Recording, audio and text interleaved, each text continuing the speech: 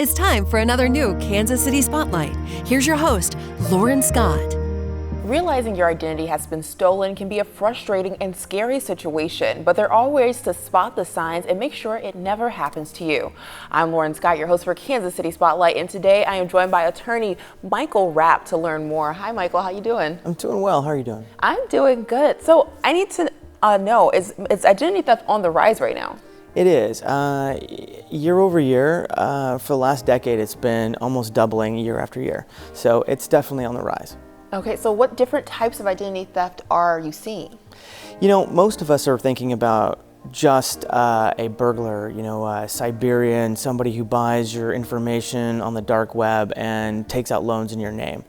But it's not just that simple. It could be someone using your identity at an emergency room to get medical services. It could be people using you to co-sign for a car that you don't even know that you co-signed for. It's not just strangers. Family members, unfortunately, can do it to each other as well. How can something like this manifest itself in your credit? There's a lot of different ways it can pop up, because when we think about credit reports, we think about just the big three: Experian, TransUnion, and Equifax. However, there are hundreds of different vendors out there, companies that are trafficking in our information, whether it be tenant screening or employment screening or criminal background checks or driving records or insurance records. All of those companies are compiling your information, and all of them are at risk for errors. So you don't really know you have a problem in many cases until it's too late. Yeah, so what are we to do to avoid this happening to us, and what happens if it does happen? Well, the first thing that I would suggest for everyone to do is to get a monitoring service. Some of them are free that are out there. They're not my favorite unless they're provided by with something else you're purchasing, like a credit card or some other type of service.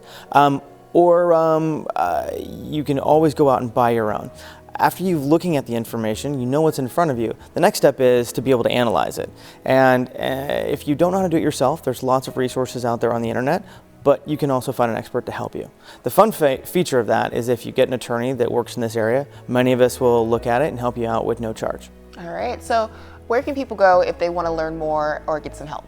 Well, you can always call me. I'm here locally, or you can go ahead and use the QR code, and there's a little questionnaire that will help figure out exactly what issues you're having and how to help. And we're happy to do it without you having to open up your wallet. Awesome. Well, thank you so much for being here today, Micheal. Thank you very much. This Kansas City Spotlight has been paid for by Stecklin & Rapp. For more information, visit GiveYourselfCredit.com.